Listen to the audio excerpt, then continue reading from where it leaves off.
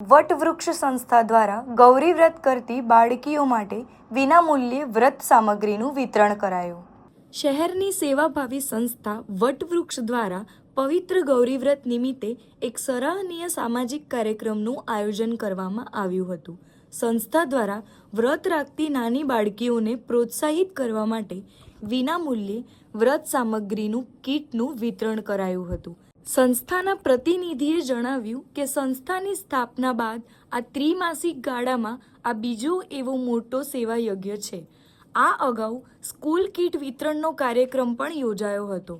ચાલુ વર્ષે 5 થી 10 વર્ષની બાળકીઓ જે ભક્તિભાવપૂર્વક ગૌરી વ્રતના ઉપવાસ કરે છે તેમને મદદરૂપ થવાના આશયથી આ સેવા કાર્ય હાથ ધરાયું છે. આ કાર્યક્રમ હેઠળ આશરે 250 થી 300 બાળકીઓને ફરાળી નાસ્તો, ઉપવાસની ચોકલેટ, મહેંદીના કોન અને ડ્રાય ફ્રૂટ જેવી જવારા વ્રત માટેની જરૂરી સામગ્રીનું વિતરણ કરવામાં આવ્યું હતું. સંસ્થાના સભ્યોએ આગામી સમયમાં પણ આવા વિવિધ સમાજ ઉપયોગી અને બાળ કલ્યાણકારી કાર્યક્રમો ચાલુ રાખવાની કટિબદ્ધતા વ્યક્ત કરી હતી. આ ઉપરાંત સુમિત પવાર, રાકેશ પ્રજાપતિ, સંગીતા ચૌહાણ, શ્રદ્ધા ગાવડે, રાહુલ ગુડગુડે, અંજલિ જાદવ, આદિશ ગાવડે, ભૂમિ ચૌહાણ, સંતોષ ઉત્તેકર, રોહિણી ચૌહાણ અને અલ્પેશ પ્રજાપતિએ આ કાર્યક્રમની કામગીરી હાથ ધરી હતી. વૃક્ષ નામની સંસ્થા અમે લોકોએ આ વર્ષે સ્થાપના કરી છે. આ વર્ષમાં અમારો આ 3 મહિના અંદર બીજો કાર્યક્રમ અમે આગળ લીધો. પહેલો કાર્યક્રમ અમારો સ્કૂલ લાઈવ વિતરણનો હતો, જે સારી રીતે સક્સેસ ગયો. અને આ વખતે અમે એક અમારી ટીમે નક્કી કર્યું હતું કે ગૌરી વ્રત આવી રહ્યો છે, નાની બાળકીઓ માટે પણ કંઈક કરવું જોઈએ.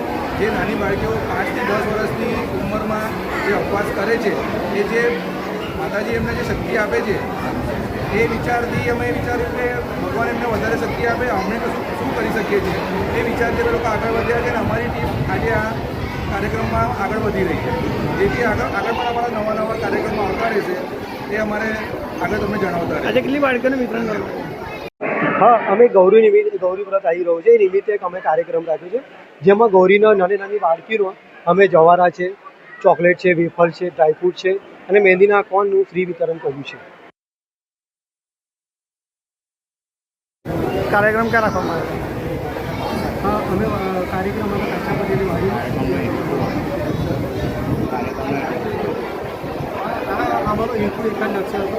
અમે નાના પરિવારને કોઈ સહાય કરીને અમે એટલા હેતુને સફળ કર્યા.